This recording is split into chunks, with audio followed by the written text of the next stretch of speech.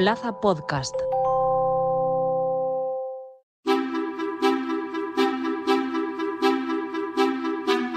Cada año el Instituto Reuters pregunta a miles de personas de países de todo el mundo para conocer los hábitos informativos de los ciudadanos, para entender qué esperan y qué les desespera de los medios y vislumbrar hacia dónde se dirige o dónde debería dirigirse el periodismo. Aunque las tendencias globales identificadas por el Digital News Report suelen reflejarse en el ecosistema mediático nacional, cada país tiene sus particularidades. La edición española de este informe la ha elaborado un año más la Universidad de Navarra. El reciente informe destaca y revela un aumento en el uso de WhatsApp, una creciente desconfianza en los medios y una notable evasión de las noticias por parte de la población. Los datos reflejan un panorama de escepticismo y preferencia por fuentes alternativas, especialmente entre los jóvenes. La inteligencia artificial y la desinformación son también temas centrales en este análisis. Hoy, en Plaza al Día, ¿cómo se informan los españoles? ¿Por qué WhatsApp desbanca a Facebook?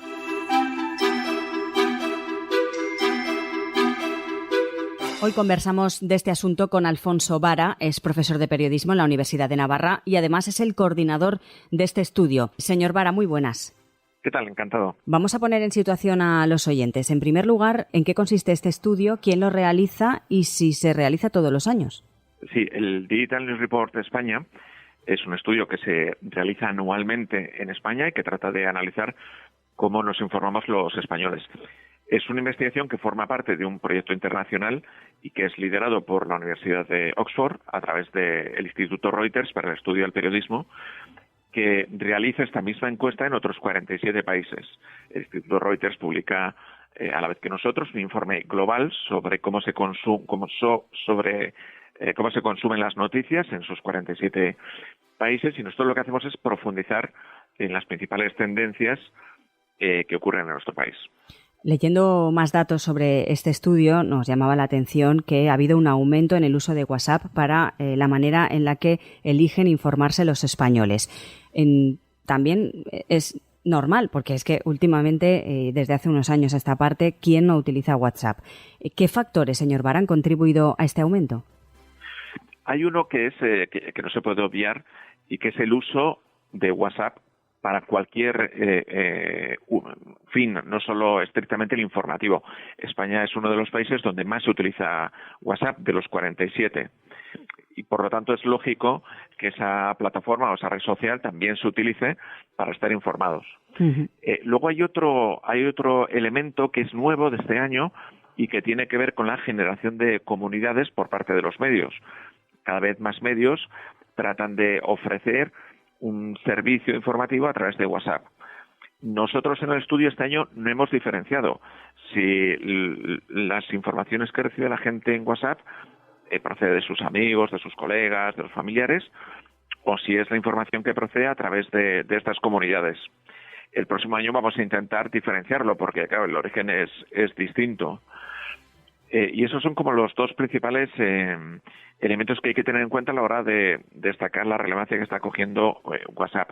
Luego también hay que tener en cuenta que por así decirlo, el éxito de WhatsApp se basa también en el demérito de Facebook, que hasta este año era la plataforma más utilizada para estar informado, la red social para estar informados, pero que desde hace ya 5 años ha ido cayendo de una manera muy rápida, de tal forma que este año por primera vez, pues WhatsApp desplaza a Facebook como principal red informativa. Normalmente las redes sociales, por ejemplo, van un poco asociadas a franjas de edad. Entonces, siempre se ha dicho que Facebook, por ejemplo, pues era más utilizada por personas a partir de 40 años, que Instagram, por ejemplo, lo usaba más la gente joven, pero es que todo eso también está evolucionando y también está cambiando. Por eso aparecen estos resultados, ¿no? Sí, eso es. Cuando cruzamos los datos por edad, pues vemos que efectivamente no todas las redes sociales son iguales para todo el mundo. A pesar de que habitualmente decimos, bueno, las redes sociales en general, con las redes sociales empieza a ocurrir lo mismo que ocurre con los medios de comunicación.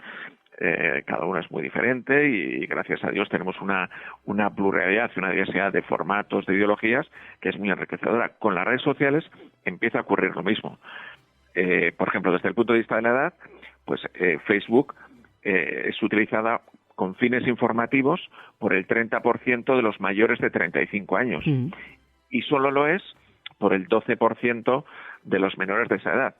Si nos vamos a Instagram o a TikTok, ocurre prácticamente lo contrario. El 30%, 29-30% de los menores de 35 años utilizan Instagram para informarse frente al 18% de los mayores de 35. Y con TikTok, que es la plataforma que más está creciendo para el uso informativo, pues bueno, ocurre lo mismo. Sobre todo es una red que es consultada sobre todo por los más jóvenes. Y esto se ve claramente en el estudio de este año. Por así decirlo, las redes de primera generación, YouTube, Facebook, Twitter, son redes sobre todo utilizadas por gente de 35 años o más, mientras que las nuevas redes o redes de segunda generación, que ofrecen sobre todo contenidos audiovisuales como Instagram y TikTok, en este caso su público más amplio está por debajo de los 35 años. En el caso de TikTok, el caso de España es muy peculiar, porque es el país donde más se utiliza TikTok como red informativa, con muchísima diferencia respecto a otros países. Por ejemplo, de los menores de 20 años, el 30% utiliza TikTok para consultar noticias, que es un porcentaje muy elevado. Y que también es sorprendente. Yo la verdad es que pensaba que no se utilizaba para eso precisamente, porque yo sí que lo uso, pero no con ese fin. Ahí hay una duda que los investigadores, no solo en España, también en otros países tenemos, que es lo que una persona de 18, 19 años entiende por noticia, claro, es lo mismo que lo que entiende por noticia una persona de 50 años. Y empezamos a tener ciertas sospechas de que no es así. Es decir, que se aparece un influencer comentando lo que sea, un tema especializado, deportivo, de moda, de lo que sea, de política internacional. Posiblemente si nos preguntaran a los mayores de 45 años, pues diríamos, pues esto no es noticia. Y sin embargo, quizá en la cabeza de las generaciones más jóvenes no tenga ninguna duda y su respuesta sea, por supuesto que lo es, está comentando un tema de actualidad. Entonces, todo este cambio generacional está implicando también algunos cambios respecto a qué entienden las audiencias, qué es noticia y qué no es noticia. Hablemos también, señor Vara, de un tema preocupante. Y claro, digo preocupante y dirán, claro, porque te dedicas a esto, ¿no? Pero es sobre la desconfianza en los medios. ¿Cuáles son las principales razones por las que solo 1 de cada 3 españoles confía en las noticias? Es un porcentaje muy bajo. La buena noticia de este año es que no ha caído a más. Es casi a lo que nos se ha mantenido, podemos decir, ¿no? Se ha mantenido, sí. Bueno. Los datos del 2024 no han, hay una pequeñísima diferencia respecto al 2023. De hecho, de otra forma, la pérdida de confianza se ha detenido por primera vez desde el año 2018. Y dices, bueno, a ver si hemos tocado suelo y a partir de ahora crecemos.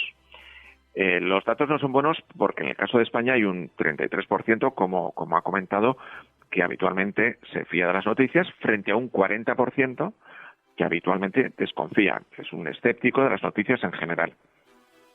Es verdad que este dato lo tenemos que complementar con otra pregunta que realizamos con el cuestionario y que tiene que ver con la confianza en las noticias que uno consulta habitualmente. Es decir, no la confianza en las noticias en general, sino confianza en las noticias que el encuestado lee habitualmente. Y ahí el porcentaje aumenta. Bueno. El 33% aumenta un 40%. Y luego hay otro nivel de credibilidad dentro del cuestionario en el que preguntamos por el grado de credibilidad en las principales marcas periodísticas. Son 13, no podemos preguntar por más porque nos viene así condicionado por quien coordina el estudio desde Oxford. Y ahí de nuevo lo que vemos es que en la mayoría de las marcas periodísticas el grado de credibilidad aumenta. ¿Esto qué quiere decir? Que cuando se pregunta por la confianza en términos abstractos, la desconfianza es mucho mayor. Mientras que conforme vamos preguntando por un objeto más concreto de consumo de noticias, la marca periodística que usted consume, los medios en general que usted consume, esa credibilidad aumenta. Es decir, son más fieles, ¿no?, a un determinado Son más medio. fieles, sí. O sea, valora esto responde a un fenómeno que se llama tercera persona, que viene a decir, Sí, claro, yo no me fío de las noticias en general, pero evidentemente me fío de las noticias que yo consumo. El resto de información no merecen mi credibilidad, pero obviamente las que yo utilizo para estar al tanto de lo que ocurre, pues son marcas confiables. Es un fenómeno psicológico que se da no solamente en el consumo de medios, sino también pues en política, incluso en el fútbol, ¿no? No me gustó el fútbol en general y tal, pero claro, sí, no, a mí me gusta mi equipo, ¿no? Claro. Y luego, dicho lo cual, las cifras no son buenas, sobre todo si las comparamos con otros países. Pues la media de confianza de los 47 países es un 40%. 40% se fía, y en el caso de España pues está en ese 33%. Razones. Cuando nosotros echamos la vista atrás, llevamos ya 11 años realizando este estudio, vemos que es sobre todo a partir del 2018 cuando empieza a caer esa confianza. Esto coincide en el tiempo con la utilización por parte de determinados políticos del descrédito en los medios de comunicación. Esto se copia, por así decirlo, de Trump, que es el primero en hacerlo, cuando empieza a hablar de fake news y a criticar cualquier medio que le criticara a él. Y en España, poco a poco, determinadas fuerzas políticas, determinados políticos en los extremos, empiezan a lanzar, a introducir en la agenda pública, en la opinión pública, este mensaje de no nos podemos fiar. Los medios como casta o los medios no nos están contando la verdad. Esto no lo verás en ningún medio, pero te lo decimos nosotros, ¿no? Esto lo hemos visto muchas veces. Lo último que hemos visto ya es al propio presidente del gobierno lanzando el mensaje de que hay una parte de los medios de comunicación que generan bulos, desconfianza, la máquina del fango, etcétera, etcétera. Esto es relativamente nuevo. Hace una década la confianza o desconfianza de los medios de comunicación no formaba parte de la agenda de los ciudadanos ni de la agenda de los políticos. Hoy hablan del paro, hablan de industria, de economía, de lo que fuera, pero sobre el desempeño de los medios no era un tema noticioso, por así decirlo. Y sin embargo, desde el 2018 vemos que esto es recurrente. Y evidentemente hay una lluvia fina ahí. Si continuamente los mensajes que recibe la ciudadanía son de desconfianza hacia los medios de comunicación, pues esto va calando. Y mal vamos. Desconfianza puede ser con razón o sin razón. Digo, porque yo insisto mucho en que todos los días se hacen páginas extraordinarias de periodismo. ¿De qué manera se puede abordar todo esto para volver a ese equilibrio? Es difícil esta pregunta porque, lógicamente, no hay una varita mágica que solucione el problema. Pero, ¿hacia dónde deberíamos girar? Girar todos en general para que se volviera un poco al inicio y a tener esa confianza en los medios y en las noticias.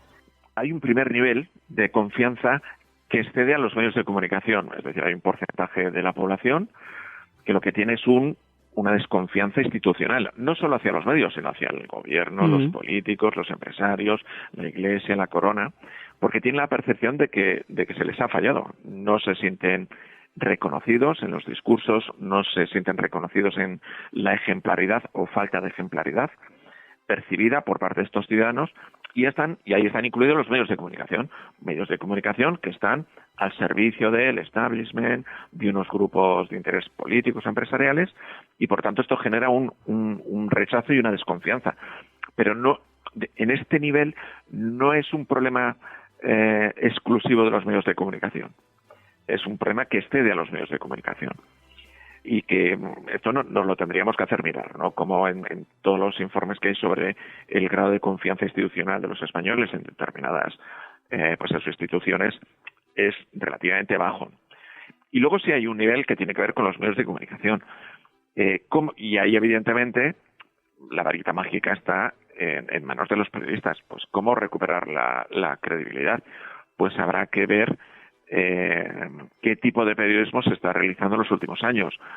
Si es un periodismo alineado, si es un periodismo militante, si es un periodismo de trinchera, o a lo mejor no, o a lo mejor sin más, tienen que trabajar el cómo modificar la percepción de la ciudadanía. Yo insisto, hay muchos tipos de periodismo que se realizan en este país. La inmensa mayoría de ellos es un periodismo al servicio de los ciudadanos. Esto se ve en el periodismo local y regional. que da la casualidad que es el tipo de información que genera más credibilidad. En torno al 54 o 55% de los españoles dicen nos fiamos habitualmente de las noticias locales y regionales que nos llegan. Y, bueno, pues es un porcentaje bastante importante, ¿no? Es bueno, ¿por qué no podemos trasladar ese grado de confianza que hay hacia la prensa más cercana al ámbito general? Pues ese es el gran salto, y ahí pues sí me temo que en los últimos años sí estamos viendo como prensa muy alineada, ¿no? Que de por sí no tiene por qué ser negativo, siempre y cuando esa ideología, esa forma de ver el mundo, no traspase de las páginas de opinión a las páginas de información. Claro. Ese es el principal problema. A mí que haya diferentes puntos de vista creo que es positivo, es muy saludable, claro. Y es deseable, ¿no? En una democracia liberal como la nuestra. Viva la diversidad y los diferentes puntos de vista. El problema es cuando uno percibe, analizando la cobertura, que hay medios que posiblemente cuando cuentan las cosas no están teniendo en la cabeza a los ciudadanos, al bien común, a cómo mejorar este país, sino, bueno, pues responde más a una agenda política privada o a una agenda empresarial muy concreta, ¿no? Y ahí es donde surge quizá la desconfianza. Y tal y como está el patio, iba a decir, en el ámbito político, esos mensajes cruzados que no son pues tampoco un ejemplo para la ciudadanía y que se trasladan lógicamente a la calle. Tampoco quiero ser yo muy pesimista, pero mal lo tenemos los medios con lo que estamos viendo, ¿no? en los últimos meses. Sí, la polarización política se ha trasladado a la polarización entre medios y al final también pues a la polarización ciudadana. Algunos incluso medios lo hacen como modelo de negocio. Es decir, si yo quiero crecer, ¿qué es lo que voy a hacer? Pues voy a jugar al nicho y entonces voy a ofrecer información, vamos a decirlo así, sesgada, alineada con los intereses de mi audiencia mayoritaria. ¿Por qué? Porque es lo que me demandan. Es un poco como jugar al periodismo deportivo de forofo. ¿Qué es lo que me demandan los aficionados de tal equipo? Pues noticias favorables, positivas de su equipo y noticias desfavorables del principal rival. Este modelo de información, que no deja de ser un modelo de negocio, se está trasladando en algunos casos al periodismo político, donde dices, bueno, yo hoy tengo que montar una tertulia política, pues traigo a 4 personas cercanas a mi ideología y pongo ahí a un sparring que hace lo que puede, ¿no? ¿Pero por qué? Pues porque es lo que me está demandando mi audiencia. Mi audiencia lo que quiere es escuchar todo aquello que es próximo a su forma de ver la vida, ¿no? A su ideología, a su política. Pero claro, los medios no deberían jugar a esto, ¿no? Porque al final, a corto o medio plazo te puede salir bien, pero a largo plazo lo que estás haciendo es generar ciudadanos enfrentados. Y eso es muy peligroso, caramba. Bueno, de eso yo creo que ya hay, porque las tertulias que se trasladan a la calle, también algunas son elevadas de tono y eso sí. Refleja lo que estamos diciendo, lo que pasa en el ámbito político. Veremos cómo evoluciona todo esto hacia final de año. El año que viene repetirán este estudio. Veremos si cambia mucho la cosa o no. Esperemos que sí, esperemos que este año en el que parece que se ha frenado un poco todo, pues los principales indicadores, confianza, interés en la actualidad, etcétera, empiecen a recuperarse. Es verdad, también es verdad que este estudio se realiza a finales de enero, principios de febrero, después de un año con 2 elecciones. Generalmente los estudios que se realizan, por así decirlo, en periodos electorales, no suelen ser especialmente buenos. Suelen reflejar pues un cierto cansancio de la ciudadanía. Uno de los datos que hemos destacado este año es ese porcentaje de ciudadanos que evitan la información, ¿no? Que dicen que están quemados, que están fatigados por la sobrecarga de noticias que reciben a diario. Pues yo creo que ese dato no lo podemos dejar de relacionar con el hecho de que venimos de un año electoral y luego además existen pues noticias que no son favorables, ¿no? La guerra de Israel y la guerra de Ucrania. Claro. Pues Alfonso Vara, recordamos, profesor de periodismo en la Universidad de Navarra y coordinador de este estudio. Muchísimas gracias por estar con nosotros. Ha sido un placer. Muchísimas gracias.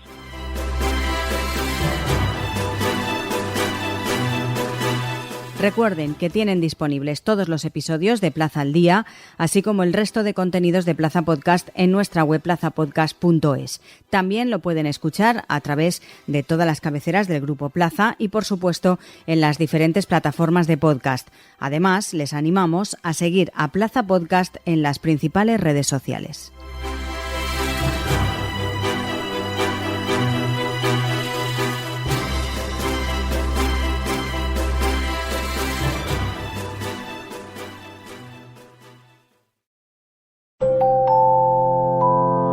Plaza Podcast.